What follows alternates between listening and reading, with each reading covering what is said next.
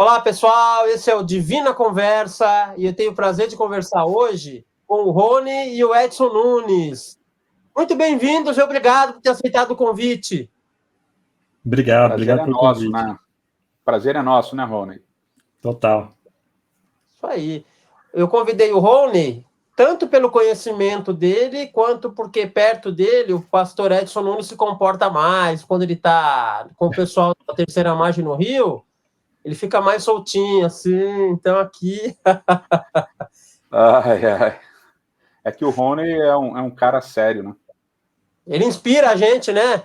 Ele inspira a gente. Muito bem, muito bem. O tema de hoje é graça no Antigo Testamento. Vou começar com o básico. Rony, eu tenho um amigo chamado Mauro. Gosto muito dele, mas eu acho que ele não sabe direito o que é graça. Como é que a gente poderia definir, Rony, ou a sua opinião sobre a melhor definição do que é graça? Eu vou começar com um conceito do próprio Antigo Testamento. No Antigo Testamento a gente tem uma palavra Hinam, que vem de Hanan, que a ideia é fazer uma coisa sem ter nada em troca. Um texto básico que aparece essa palavra é lá em Jó, né? Quando Satanás pergunta para Deus sobre Jó, ele pergunta assim, será que Jó segue a você de graça? Você não está enchendo ele de um monte de presente e por isso ele não segue você? Então, a ideia de Hinam é fazer alguma coisa sem ter motivo. Está seguindo você sem motivo. Você não deu, ele não está sendo comprado para fazer isso. É de graça. Ele só segue porque ele gosta, porque ele quer. Então, para mim, essa ideia eu acho que representa bem a ideia de graça na Bíblia inteira, inclusive no Novo Testamento, né? Porque Deus, quando é gracioso em relação ao ser humano, ele faz isso sem o ser humano ter dado motivos para ele antes. Então, Paulo vai falar sobre isso e usa aquele exemplo, né? Nós amamos ele porque ele nos amou primeiro. Então, o movimento de Deus é sempre Hinam, é sempre de graça, porque ele é o começo. A gente só está respondendo, né? Edson, para você, uma definição de graça assim, que você acha interessante, didática? Eu acho que o Rony foi muito didático e foi ao ponto, né? Já usou um exemplo fantástico, já botou a palavra também. Eu acho que é a palavra básica aí, né? Hinam, que é de graça. E aí tem várias histórias do Antigo Testamento que podem apontar para a gente várias narrativas que demonstram para a gente claramente esse conceito, né, de servir de graça sendo construído. Eu gosto muito da história do dilúvio, né? Ali depois da destruição de toda a terra e quando Noé sai da arca, ali no capítulo 8 de Gênesis, diz que Noé saiu da arca, os animais saíram da arca, a primeira coisa que Noé faz é construir um altar, né? Ele oferece sacrifício para Deus, e aí diz o texto, e é raro porque são raras as vezes que o texto bíblico indica sentimentos, né? Tanto dos personagens, mas principalmente de Deus. São raras as vezes que indica sentimentos. E aí diz o texto bíblico que Deus aspirou aquele cheiro suave e disse consigo mesmo, né? Ele disse para ele mesmo, não vou tornar a destruir o homem, porque o homem é mau desde a sua mocidade, etc. e tal. Aí eu gosto de ver esse texto, que eu acho que combina com aquilo que o Rony está falando, porque o cara está saindo da arca, ou seja, foi a única família, de acordo com a narrativa bíblica, a única família que sobreviveu ao dilúvio. Então, em teoria, é o cara mais justo, mais honesto, mais maneiro que tinha na Terra, mais espiritual, e ele está adorando a Deus, oferecendo um sacrifício, fazendo um culto, e aí Deus fala, realmente, eu não vou mais destruir o homem porque o homem é mau, né? Ou seja, aquele cara que está ali, ele e a família dele também são maus. E é engraçado que a construção frasal é a mesma construção que aparece em Gênesis 6, antes do dilúvio, Deus falando assim, o homem é mau mesmo, não tem o que fazer, vou ter que destruir tudo e tal. Então, para mim, essa é uma das histórias que mais aponta a graça de Deus. Muito bom isso, porque demonstra mais uma vez que a salvação nunca é pelo que o homem é o contrário, né? É apesar de. E aí, exato. Da arca aí, a prerrogativa era só aceitar, né? Não tem nenhum outro tipo de outra exigência, né? Era só aceitar, né? Não precisava fazer nada, abrir mão de nada, era só entrar. Isso é bacana. Agora, eu já ouvi pessoas usando a expressão Velho Testamento, Antigo Testamento, como um adjetivo negativo. Fala, puxa vida, o Ricardo demorou para entrar na live e o Edson ficou Velho Testamento da vida. Essa ideia do Antigo Testamento... Essa eu nunca ouvi. Essa eu nunca ouvi. Quero saber onde é que você anda andando para ouvir esse tipo de coisa aí. Depois eu te falo, viu? Você conhece quem falou isso, viu? Eita, nós, aí é ruim. Você conhece bem, conhece e admira. Quando a gente fala de Antigo Testamento, ou do Deus do Antigo Testamento, em geral, parece que a gente está falando do oposto da graça. Né? E você viu que nós dois aqui só usamos os exemplos do Antigo Testamento aqui, tá vendo? Isso. Vocês usaram 2 exemplos que são muito bons, mas existem outros episódios bíblicos que parece que não combinam com esse relato. Né? Mortes e sentenças de morte e tal. Como a gente consegue, então, juntar esse Deus da graça que o Rony falou de Jó, o Deus da graça de Noé, com esses episódios mais famosos que às vezes parecem que não combinam com esse Deus de amor? Na verdade, não são episódios mais famosos, né, Rony? Esses episódios das destruições, das matanças, não são os mais famosos, mas são aqueles que as pessoas gostam de mencionar. Marrone, manda bala aí. Eu gosto de ouvir você. Eu falo para depois, aí ele pode me corrigir as arestas aí que ficaram. Mas eu acho que, na verdade, a gente tem uma leitura um pouco... Primeiro, a gente tem que entender o Antigo Testamento, que ele não foi escrito numa época fácil. Muitas vezes o contexto é guerra, né? É guerra e sobrevivência. E depois, a gente também tem uma certa má vontade em relação ao Antigo Testamento, que a gente está vendo alguma coisa, só que a gente não consegue perceber os aspectos que o próprio texto está exaltando de graça, né? E a gente se prende em aspectos que são mais chocantes para a nossa cultura hoje, né? Então, por exemplo, eu vou dar um exemplo aqui que eu ouvi do Edson numa aula dele. A gente tem 2 lugares na Bíblia que está falando de bênçãos e maldições para o povo se eles guardarem a aliança do Sinai e tal, guardar os mandamentos, que é lá em Levítico 26, Deuteronômio 30. Acho que é isso, né, Edson? Uhum. E o que acontece? A gente tem a parte das bênçãos, que todo mundo lê, acha bonito, lê no culto, né? Aquelas passagenzinhas que a gente lembra, né, que a gente estava comentando, né, que você lê na hora do culto para você se sentir feliz com Deus e tal. E tem uma parte de maldições que é terrível, que fala assim, se vocês não guardarem os mandamentos, então vai vir doença, vai vir peste, vai vir praga, vai vir exércitos inimigos, começa a descrever um cenário assim horroroso, e que é muito chocante para a nossa cultura. Mas o que chama a atenção nesse cenário é o seguinte: as maldições, principalmente lá em Levítico 26, elas vão vindo aos poucos, porque o sentido o objetivo é a volta. Então, se vocês não ouvirem, vai acontecer. Se continuarem não ouvindo, vai acontecer isso. As bênçãos vêm de uma vez só, é um pacote de bênçãos, e as maldições vêm aos poucos para fazer o povo retornar.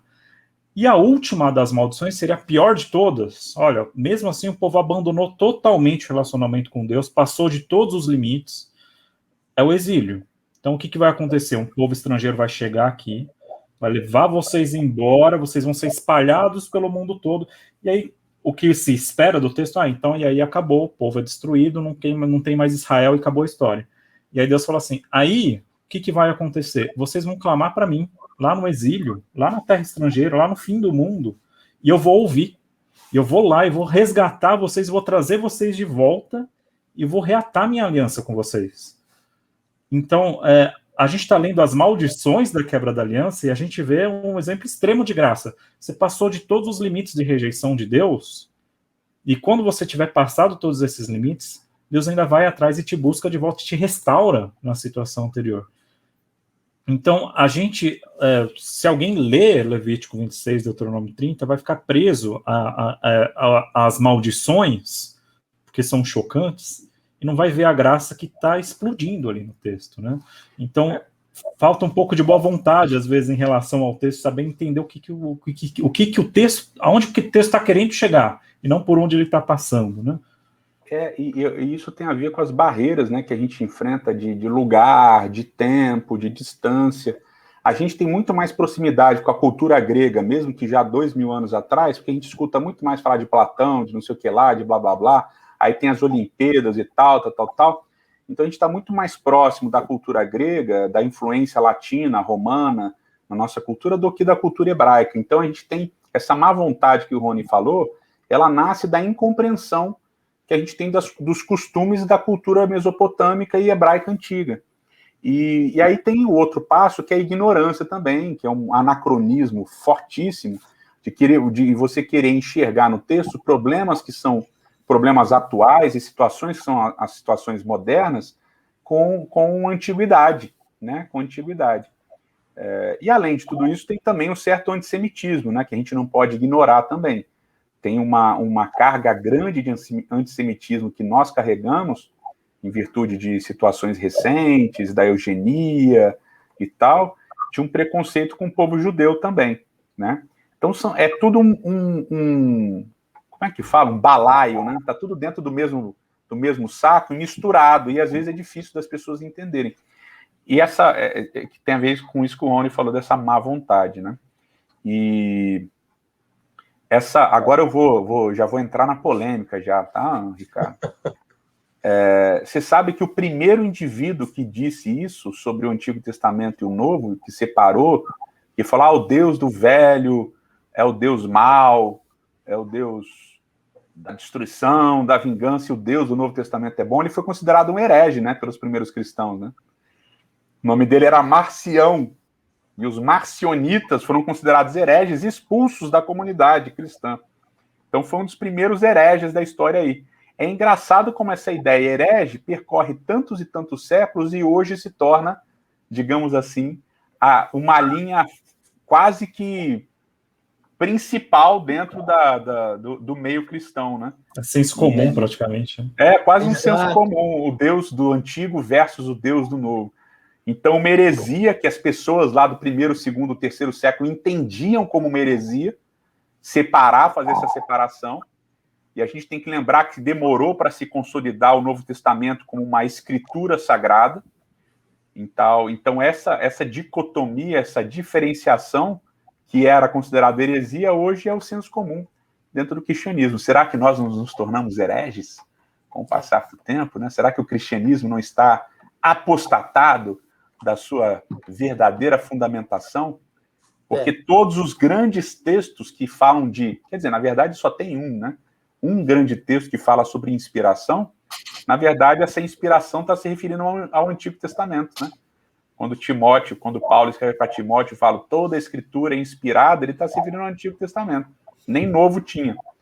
E, na verdade, isso é um outro detalhe que é polêmico também, já pode ser bastante polêmico, mas um outro detalhe que é polêmico também é que não tem um momento do Novo Testamento em que Jesus ou Deus fala assim, olha, escrevam estas coisas para que as pessoas ouçam. Né?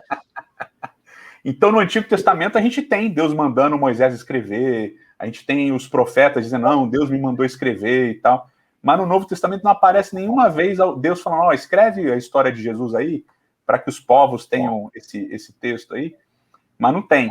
Então, o que eu quero dizer com isso, né, é que se tem um texto que nós sabemos por certeza absoluta, porque Jesus falou dele, né? Jesus várias vezes menciona o Antigo Testamento, porque Paulo mencionou, e porque lá em 2 Timóteo 3,16 fala que foi inspirado, é o texto do Antigo Testamento. Aí já faz assim... A autoridade do Novo Testamento já deriva da autoridade do Antigo, nesse caso. Exatamente, né? exatamente, Rony. Pronto, olha... já falei tudo que eu tinha para falar, acabou. Para com isso. Vou ser cancelado. O que falaram agora é muito bom e me fez pensar agora que e a gente até imagina que em alguns momentos nós temos heresias na igreja, mas a gente nunca pensa nessa maior heresia, né? Porque essa maior heresia é você anular um texto inspirado. Não pode ter heresia maior, né? Muito bom, muito boa reflexão. Gênesis, não sei se o Edson Nunes já leu o livro de Gênesis, mas... Muito pouco. Muito pouco, né? Eu tô brincando, para quem não sabe, o Edson Nunes é pós-doutor e muito a ver com os primeiros capítulos de Gênesis. Gênesis tem quantas referências, diretas ou indiretas, à graça? Onde a gente pode achar a graça em Gênesis? Edson e Rony. Vai lá, Rony, começa aí, cara. Então eu vou começar do começo, né? Quando a gente vê Gênesis 1, o primeiro capítulo da Bíblia, quando o homem é criado, uma coisa que a gente faz bastante, eu estou até meio cansado de falar disso, o Edson sabe, eu estou falando muito disso com ele, mas é que quando a gente olha para o texto bíblico, em comparação aos outros textos que eram escritos na época, a gente percebe, tem ali algumas semelhanças, mas tem outras coisas que chamam muito a atenção. Então, por exemplo, um texto que se compara muito, que é o Enuma Elish, que é um texto em que os homens o ser humano é criado a partir de um deus que foi derrotado lá, Kingu e tal, do sangue dele misturado com a terra, e o objetivo da criação do homem é para o homem fazer a manutenção do mundo. Me corrija aí, Edson, se eu estiver você tá mandando muito sendo bem, equivocado, mano, aqui. Para fazer a manutenção do mundo, porque para os deuses não precisarem ficar cuidando o tempo todo do mundo. Então, o homem foi criado para servir os deuses, né? Então, esse era o objetivo. Então, tem até uma questão de comida aí também, né? Você tem nessas tradições, você tem entre os rituais religiosos a ideia de você levar comida para os deuses. E a gente vê em Gênesis 1, quando Deus cria o homem, Deus cria o homem e fala, olha, tudo que tem aqui no jardim, aí acho que já é o capítulo 2, se não me engano, o que tem aqui no jardim é para você comer, eu te dou de graça, come livremente. Então, a gente tem uma inversão aí do que era o que a gente está falando de senso comum, né? O que era o senso comum da época que a Bíblia foi escrita. Então, a gente tem ali Deus criando o homem e servindo ele a comida, dando para ele comida, dando para ele um jardim, dando para ele uma casa, um lugar onde viver, dando para ele uma companheira, e para a companheira dando o seu companheiro. Então, a gente vê um Deus que está criando algo, não com o objetivo desse algo ser o seu escravo, mas Deus cria e ele serve a criação. Então, é uma inversão interessante, e a gente já vê logo no início da Bíblia a primeira ação divina em relação ao ser humano, que a própria criação já é uma ação de graça, porque é interessante, se você não existe graça, não existe origem de nada, né? Porque ninguém nunca fez nada para merecer antes de começar a existir. Então, a própria existência já tem uma implicação de graça, né? Então, logo que Deus cria... existe e já descansa. Já é chamado ao descanso, sem ter feito nada. Já é chamado ao descanso no primeiro dia completo da vida dele, né? Criado no 6º dia, no 7º dia ele já está descansando. Então, e aí tem o lance da comida. Fala do lance da comida, Rony. Mas é essa a ideia, né? De Deus servir o homem? Ou tem outro lance de comida aí? Não, que nas outras religiões, né, os seres serviam os deuses no sábado, né, no sapatu, lá do babilônico, serviam os deuses, eles levavam comida para os deuses, e no relato bíblico é Deus que serve o homem, então, a humanidade, né, no caso, não o homem, mas a humanidade. Ou seja, isso daí já mostra um aspecto da graça. Então, além de você ser criado com a comida já pronta, você ainda é criado com a comida pronta e ainda descansa. Então, já tem como é que fala, Rony? Tem uma expressão. É que eu tento aprender essas expressões modernas, Ricardo, e eu esqueço. Surra, lembrei, surra de graça. Surra de graça. A Bíblia já começa com uma surra de graça. Aí, ó. Olha, é um ótimo título para um livro, viu? Surra de graça. Isso aí. Aí, vamos, Rony, escrever junto aí esse livro? Surra de graça. Gostou, Rony? Você gostou? Tô sentindo que você gostou. Gostei. Enquanto vocês estavam falando, me veio à mente a Santa Ceia, né? Que causou espanto ali nos discípulos vendo Jesus lavando os pés e servindo, mas só porque eles não associaram que, na verdade, isso já começou lá na criação, né? Lá em Gênesis, né? Quando Jesus fala o Filho do Homem veio para servir, ele está mostrando o atributo do Deus do Antigo Testamento. Né? É muito interessante isso aí. É lindo. É isso aí. Gênesis 3:15, a primeira profecia ali, é também uma estação de graça? Cara, a gente, e por que é, né? Aí eu não vou usar nem o texto, ou, na verdade, não vou usar nenhum conceito messiânico, mas eu vou usar a própria crítica da narrativa, né? Sem intertextualidade, sem nada. Quando você está lendo a sequência do relato, Deus aparece depois que o homem pecou e tudo, e ele tinha dito em Gênesis 2 que o salário do pecado, né, que se eles comessem do fruto, eles morreriam. E aí, quando Deus aparece, ele vem, ele pune a mulher, ele pune o homem, ele amaldiçoa a serpente, ele amaldiçoa a terra, e ele termina dizendo assim, porque tu és pó, e ao pó voltarás, né? Vocês vieram do pó e vão voltar para o pó.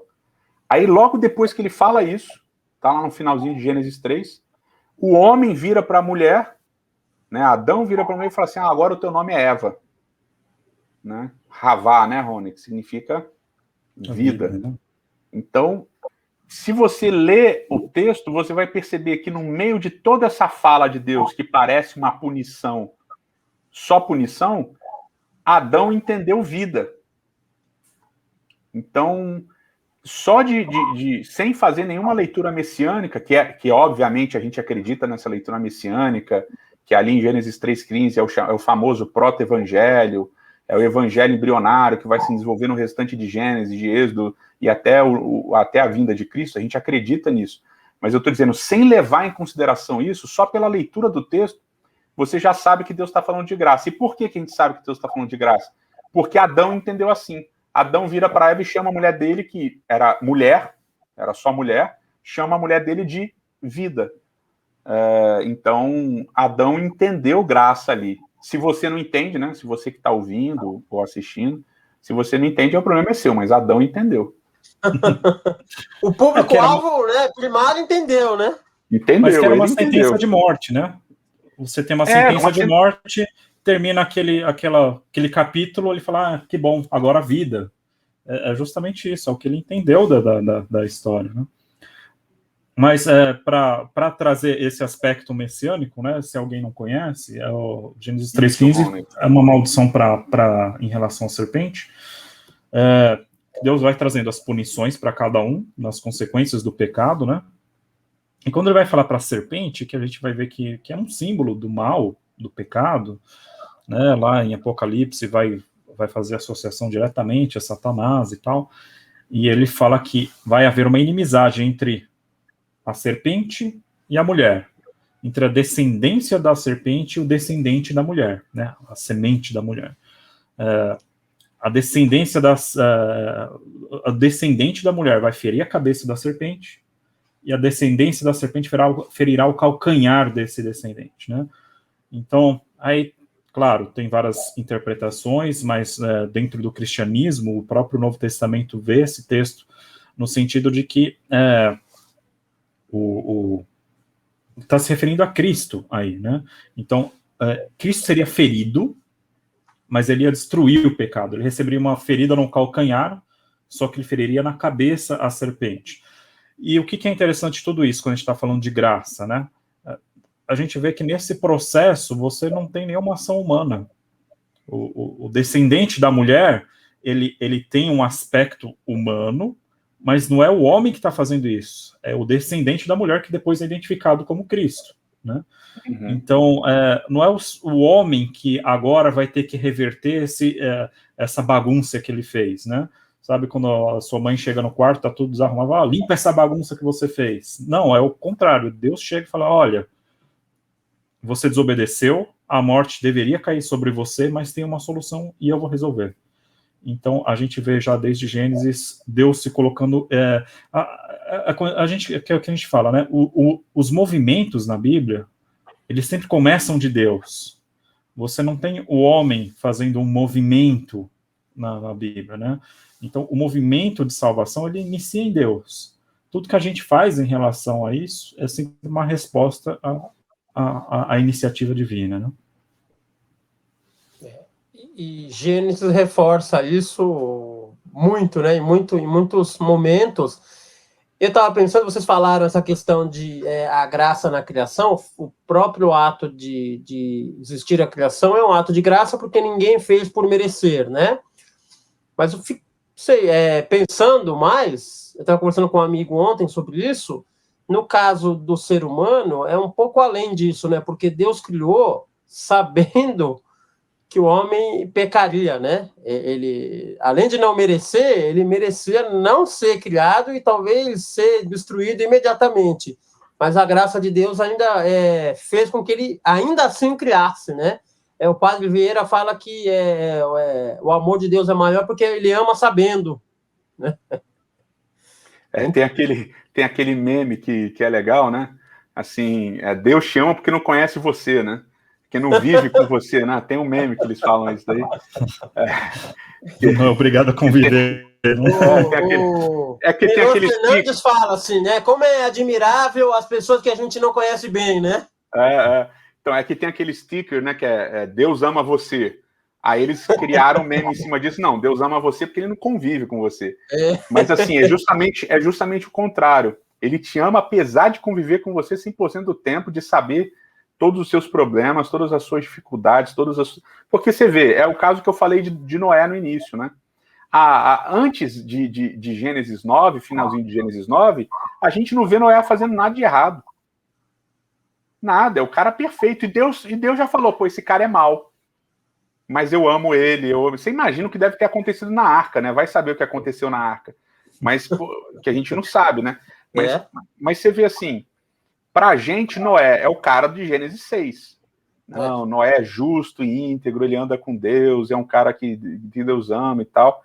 E em Gênesis 8, Deus fala, não, Noé é mau. Aí você continua a narrativa e você vê Noé lá ficando bebão e tal, e fazendo besteira, passando vergonha lá e tal. Então, assim, isso que você falou, eu acho que uma das coisas mais importantes para as pessoas que nos escutam é entender essa realidade. A realidade de que não importa quão mal nós sejamos, né? Deus conhece todas as nossas maldades, até aquelas que a gente não faz, né? Porque eu sei, por exemplo, o que o Rony é ou deixa de ser pelo que ele faz, mas Deus sabe quem o Rony é por aquilo que ele deixa de fazer, e que muitas vezes é pior do que o que ele fez, né? Mesmo que ele tenha feito alguma coisa muito má. Então Deus ama a gente apesar do que a gente não faz, porque ele conhece o que a gente é. Ele conhece as nossas maldades mais profundas.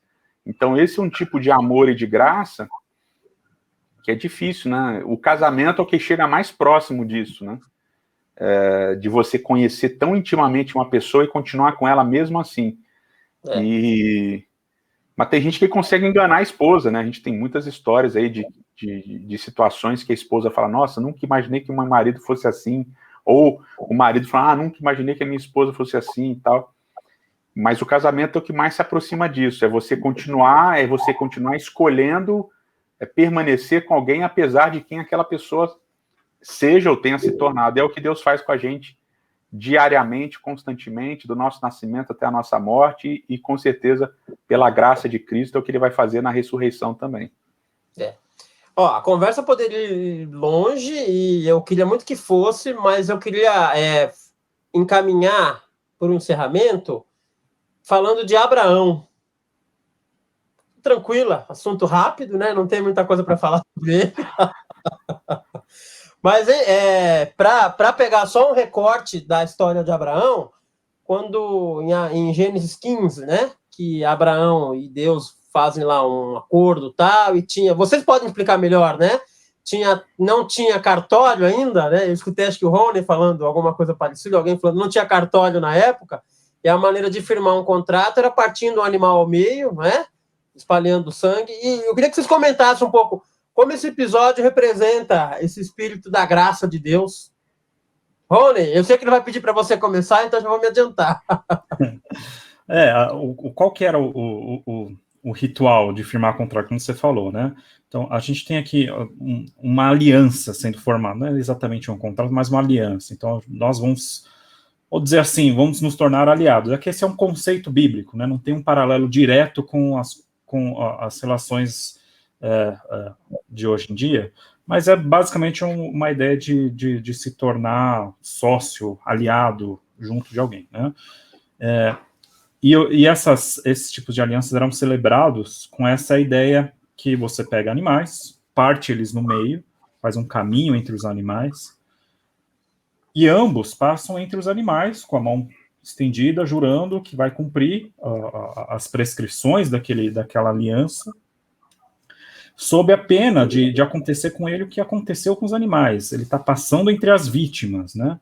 Então, eu me torno uma vítima também da culpa de ter quebrado esse acordo, de ter quebrado essa aliança, né? Quando a gente vê lá em Gênesis 15, Deus relembra uma aliança que ele tinha prometido para Abraão anos atrás, e Abraão está ficando desesperado, ele não está vendo essa aliança se concretizar na vida dele, né? Não está vendo nada acontecer. Era para eu ter uma descendência, não tenho nenhum filho ainda. Era para ter a terra, não tenho nada. Era para todas as nações da terra serem abençoadas através de mim. E a vida, basicamente, não teve grandes mudanças, né? E Deus reafirma essa promessa e fala, não, vamos fazer uma aliança, então, para você saber que eu estou levando a sério essa promessa. E o texto descreve descreve de uma forma bonita, né? Tem meio que uma ideia de pôr do sol, aquela luz vai baixando, e aí tem os animais partidos, e aí uma tocha de fogo passa entre os animais. E aí a aliança é feita. Você não tem Abraão passando entre os animais também.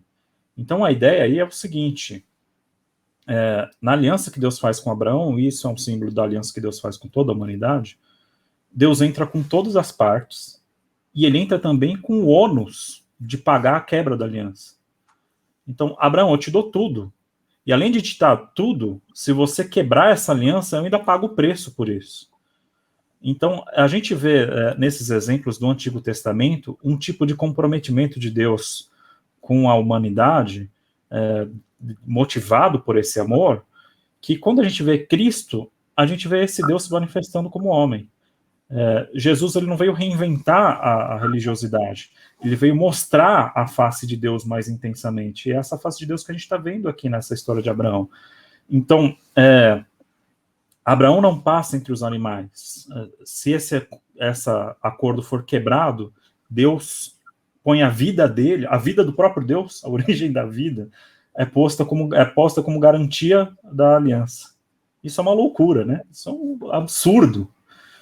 Isso é uma heresia, a gente pode dizer, que está ali na Bíblia, o próprio Deus pondo a vida dele como garantia da aliança. E é o que a gente vê em Noé, como eu falei de Noé desde o início, é o que a gente vê em Noé também, né? No capítulo 9, quando Deus refaz a aliança, e no capítulo 8, quando ele fala que Noé era mau, ele fala, nunca mais eu vou destruir a terra. Né? E como sinal dessa aliança, ele coloca o arco voltado, apontado para ele. Né? Lembrando a toda a humanidade que ele, e isso é interessante que o Rony falou, ele é a garantia, ele se coloca como garantia, ou seja, a aliança vai acontecer porque ele se colocou como garantia. E ao mesmo tempo, se ela não acontecer, ele, entre aspas aqui, né, milhões de aspas, por favor, senão depois vamos falar que eu sou herege, mas além dele se colocar como garantia, ele diz, se não acontecer, cobrem. Você está aqui, o arco está apontado para mim, eu passei só no meio dos animais, porque passar no meio dos animais, como o Rony falou, significava, olha, se a aliança não for cumprida, você pode fazer comigo o que foi feito com esses animais. Então, ele se coloca, a garantia de que a aliança vai ser cumprida é ele. Então, no final das contas, isso eu gostava muito de falar nas aulas, quando eu dava aula, era assim, no final das contas, você não crê na promessa, você crê em quem fez a promessa, porque quem fez a promessa é a garantia de que a promessa vai acontecer, né? Então, isso é uma das partes bonitas, e tem tudo a ver com a graça e com o amor que abundam no texto bíblico de Gênesis até Apocalipse. E o mais interessante é que essa aliança que Deus faz, né, e refaz, em algum sentido, ela nunca teve a contrapartida do homem, né? Porque ele sempre falhou, né? O homem sempre mandou mal. Né? Exatamente, o homem sempre mandou mal. E a gente manda até hoje, né? Até hoje, ô! Agora, a pergunta mais difícil. Eu assisti esses dias, Rony, um vídeo, uma palestra, uma live sobre fundamentalismo na Bíblia, né? Como a leitura fundamentalista na Bíblia. Muito bom. Tinha uma professora muito boa e um aluno muito aplicado lá, e foi muito bacana. E eles disseram, vale a pena, eu estou falando, claro, do Edson Nunes, ele participou de uma live, de uma aula inaugural da IBAB Educação, vale a pena você buscar, porque foi muito, muito boa. E, resumindo aqui, a leitura fundamentalista pode ser tida não como uma leitura literal, mas quando você busca no texto aquilo que ele não tem, você quer dar uma interpretação sua, né? Aham. Uma frase que eu pensei lá foi assim: a gente perdeu o prazer, ou você não tem mais a busca pela descoberta na Bíblia. Então, sim, você lê a Bíblia mais para confirmar os seus conceitos do que para aprender, né? Do que para ter o deslumbramento. É isso, professor? Falei bem? Falou bem. Isso é uma frase de Heschel que eu gosto muito, que ele diz que a Bíblia é a resposta para as perguntas que a gente não sabe mais fazer. Né? Então a gente faz as perguntas que a gente quer e força a Bíblia a responder as perguntas que a gente fez. Isso. E esse é o grande problema da leitura, entre aspas, moderna do texto, porque a gente projeta sobre a Bíblia questões que a Bíblia não discute, que não está interessada em discutir e que não está nela. Então a gente tira da Bíblia o que ela não tem, mas é que a gente quer que ela tenha. Então, a arte de ler a Bíblia como se fosse a primeira vez é a arte de buscar entender quais são as perguntas que a Bíblia está fazendo e quais são as respostas que a Bíblia está dando nela, não as minhas, né? Então, isso é obviamente uma tarefa muito difícil, mas é uma tarefa que a gente tem que buscar fazer constantemente. A pergunta difícil vem agora, tá? Pergunta difícil vem agora. Isso tudo foi... É o seguinte... Um ensaio. Não, é tranquilo, ó. Qual a percepção mais recente, ou qual a descoberta mais recente na Bíblia que você teve sobre a graça? Lendo a Bíblia, na sua leitura devocional, nos seus estudos, aquilo que você fala, puxa, não tinha pensado nisso. Olha, é difícil dizer qual é a mais recente mesmo, porque... pelo menos na minha cabeça, o meu jeito de entender a Bíblia fica tudo meio misturado de que época eu descobri tal coisa na Bíblia, né? Mas tem uma história que mexe muito comigo na Bíblia, inclusive lá no programa que a gente faz começos, acho que a gente vai comentar dela nesse próximo episódio, né? Que é a história de Judá, que é uma história interessante, é que ela tem muitos aspectos interessantes, mas basicamente o que acontece? A história de Judá é contada ao mesmo tempo da história de José. Então, enquanto a gente tem José sendo o cara certinho, o cara que faz tudo certo, então José está lá na casa de Potifar, resistindo à tentação da mulher de Potifar. Enquanto isso, o texto está narrando a história de Judá e Tamar. Se você não conhece, dá uma olhada lá no texto, né? Então, a gente vê duas pessoas em oposição. O caminho de Judá é o contrário do caminho de José. Inclusive, é ele que sugere para vender o irmão dele como escravo, né? Ele que dá a ideia para José ser vendido como escravo para o Egito, né? E aí tem toda aquela história de Judá e Tamar, e tem uma coisa parecida com a história de Davi, né? Ele vê que alguém fez uma coisa muito errada, porque a moça engravidou, e falou, essa mulher tem que ser queimada e tal. E ela fala, olha, o homem que é o pai desses filhos é o dono dessas coisas. E aí ele descobre que é ele mesmo, né? Então, nesse momento de Judá se confrontar com o veredito que ele mesmo proclamou, ele, como Davi, ele também fala, eu pequei, ela é mais justa do que eu. Então, de certa forma, ele encontra a graça aí. Ele percebe que se não é pela graça, tá todo mundo lascado. Todo mundo, se a gente for viver de acordo com os nossos próprios vereditos, tá todo mundo na cova, né? E a forma como a história se desenrola daí em diante é muito bonita. E o ápice dessa história é Judá, o próprio Judá, depois, quando o irmão dele mais novo é preso lá por José, ele não sabe o que é José, ele fala, não, é o seguinte, me deixa eu, como escravo no Egito, para o meu irmão ser liberto. É exatamente o oposto do que ele fez no começo. E o que é interessante nessa história? Judá, ele não muda para depois encontrar a graça. Ele não muda o caráter dele para se tornar digno e depois encontrar a graça. É o contrário, ele encontra a graça, e isso é tão forte na vida dele que muda a vida dele. E aí no final da vida dele, né, pensando nesse paralelo de Judá e José, a bênção que apareceu no começo da história em relação a José, né, os seus irmãos vão se curvar diante de ti e tal, no final quando a gente vê as bênçãos do patriarca, ele falou, Judá, os seus irmãos vão se curvar diante de ti.